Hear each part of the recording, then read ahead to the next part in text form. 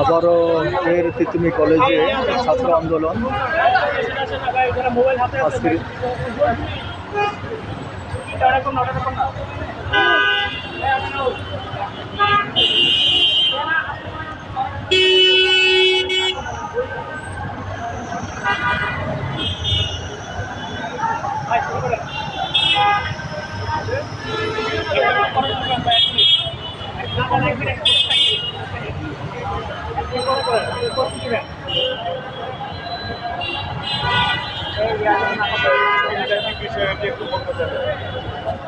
একটু পেছনে দাঁড়াই, বোধ হয় সবাই পেছনে দাঁড়াইবে।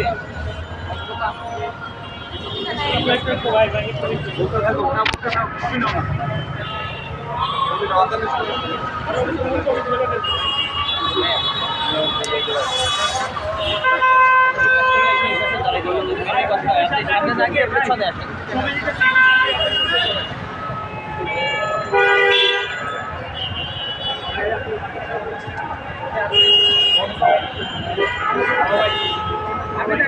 তিতুমি কলেজ বিশ্ববিদ্যালয় করার জন্য আবারও আন্দোলন। আসলে এটা সরকারের সিদ্ধান্ত, তারপরে ছাত্ররা আন্দোলন চালিয়ে যাচ্ছে। তাদের যদি আন্দোলন সফল হয় তাহলে সার্থক হবে। সবাই লাইভটি দেখবেন এবং কমেন্ট করবেন আসলে, আর শেয়ার করে সবাইকে জানিয়ে দেবেন।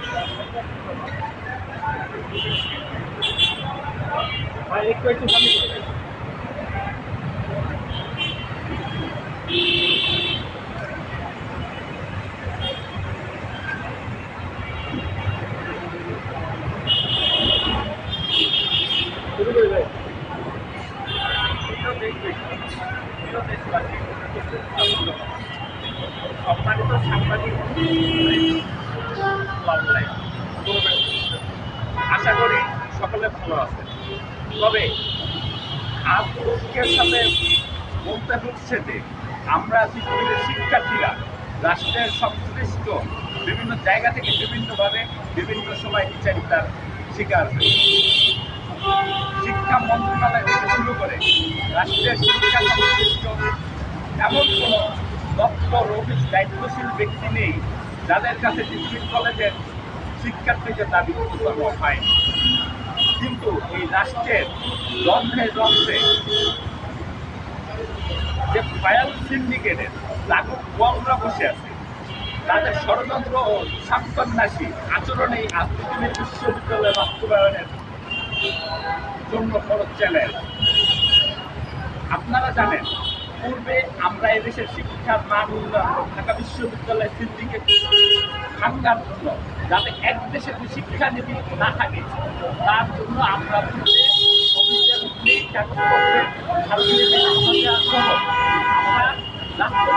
পরিচালনা করছি। সর্বশেষ মন্ত্রণালয়ের একজন দায়িত্ববান কর্মকর্তা যুগ্ম সচিব নুরুজ্জামানের অংশগ্রহণে সে আমাদের বিষয় কর্মী চলমান থাকলেও আমাদের ৬টি দফা দাবি মেনে নেই। কিন্তু তারা ছাত্রীদের প্রজ্ঞাপন দেওয়ার সময় থাকলে পর সে প্রজ্ঞাপন তারা দেয়নি। আমি নির্মুক্ত সে ৬টি দফা করে শোনাচ্ছি, যে ৬টি দফা রাষ্ট্র ইতিমধ্যে আমাদের থেকে মেনে নিয়েছে। ছাত্র শিক্ষক মন্ত্রণালয় প্রতিনিধির মাধ্যমে স্বতন্ত্র প্রশাসনিক কাঠামো গঠন। উক্ত ছাত্র শিক্ষক মন্ত্রণালয় প্রতিনিধির মাধ্যমে ২৪-২৫ ভর্তি সেশন ভর্তি পরীক্ষা পরিচালনা। ২৪-২৫ সেশন হতে আন্তর্জাতিক মানের ন্যূনতম 2টি সাবজেক্ট ল এবং জার্নালিজম সংযোজন।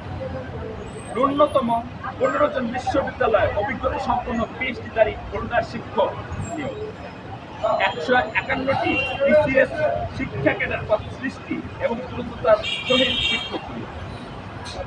এবং সর্বশেষ আন্তর্জাতিক মানের সেন্ট্রাল লাইব্রেরি এবং গবেষণাগার নির্মাণ, শতভাগ আবাসীকরণের নিশ্চিতের অভিপ্রায় বাস্তবায়নের জন্য টিএনটি এবং রাজুকের জমি হস্তান্তরের, একই সাথে পরিবহন সংকট নিরসনের লক্ষ্যে ন্যূনতম 30টি লাল মেঘের বাস দেবার কথা ছিল।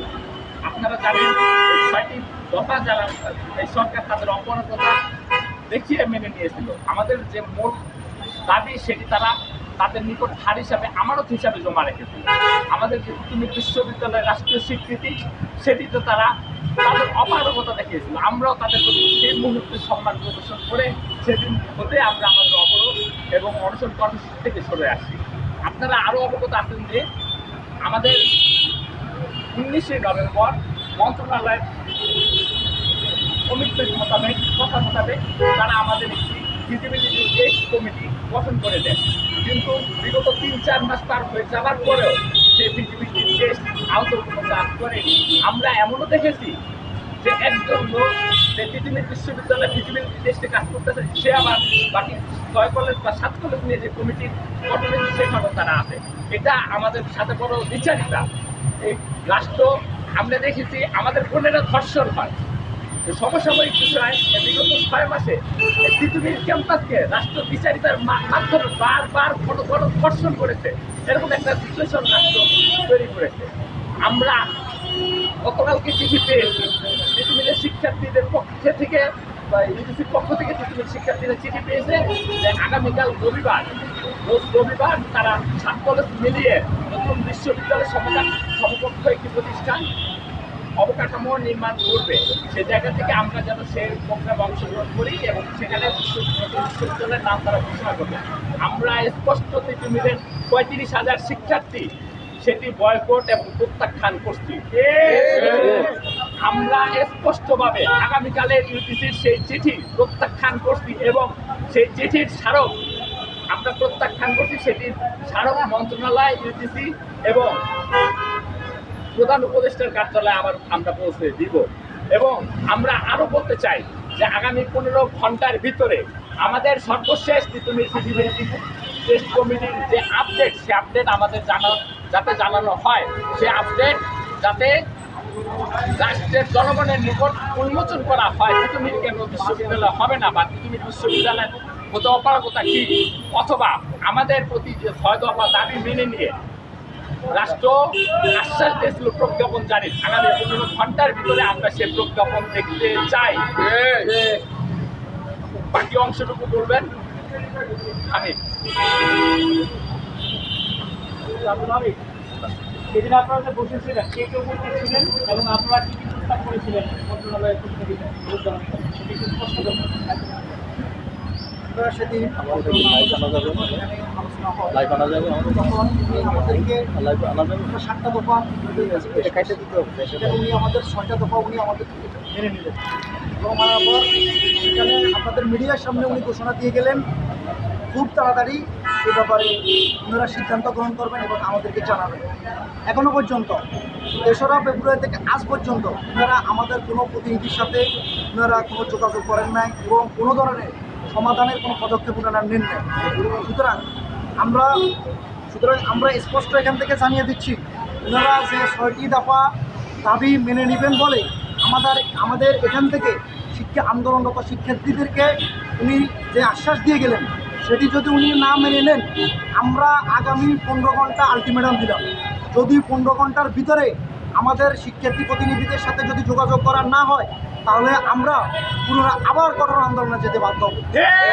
আমরা একটি কথা বারবার বলে দিতে চাই, কেন শিক্ষার্থীরা বারবার রাস্তায় নামতে হবে? শিক্ষার্থীরা রাস্তায় নামলে কেন ওনারা আসতে হবে? এর আগে কি ওনারা এটি আলোচনার ভিতরে আসতে পারেন না, পুরো পদক্ষেপ নিতে পারেন না? ওনাদের কাছে আমরা বারবার জানিয়েছিলাম আমাদের বিষয়গুলো সমাধান করার জন্য। উনি আমাদেরকে আশ্বাস দিলেন যে তিতুমিরকে বাকি 6টা কলেজের সাথে ওনারা নেবেন না, কিন্তু আমরা গতকালকে একটি চিঠির মাধ্যমে দেখতে পারি ওনারা 7টা কলেজের 7টা প্রতিনিধির সাথে আলোচনার জন্য ডাকছেন 7 কলেজে সেন্ট্রাল একটা বিশ্ববিদ্যালয় করার জন্য। উনি তো আশ্বাসই দিয়ে গেলেন এবং মন্ত্রণালয় আমাদের কোনো আশ্বাস দিয়ে বললেন যে তিতুমিরকে আলাদাভাবে তিতুমিরের বিষয়টা আলাদাভাবে ওনারা সিদ্ধান্ত নেবেন।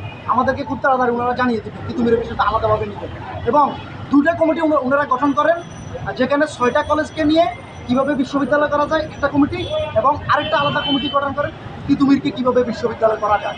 কিন্তু ওই কমিটির কোনো রিপোর্ট আজ পর্যন্ত আমাদের কাছে আসেনি, কিংবা আমরা আদৌ জানি না ওই কমিটি কোনো কাজ করছে কিনা। এর আগে আপনারা দেখছেন তালবাহানা করছে তারা ফিজিবিলিটি টেস্টের নামে একটি কমিটি করে, আদৌ ফিজিবিলিটি টেস্টের কমিটি কোনো কাজ করছে কিনা কিংবা তাদের রিপোর্ট কী সেটা পর্যন্ত আমরা জানি না। সুতরাং আমাদের সর্বশেষ ঘোষণা এটাই, যদি আগামী 15 ঘন্টার ভিতরে আমাদের শিক্ষার্থী প্রতিনিধির সাথে যদি যোগাযোগ না করা হয়, কোনো সিদ্ধান্ত ওনারা উপনীত না হতে পারে, তাহলে আমরা আবার কঠোর কর্মসূচি যেতে বাধ্য হব। আর যদি ওনারা 15 ঘন্টার ভিতরে আমাদের সাথে যোগাযোগ করেন, আমরা সাধুবাদ জানাই।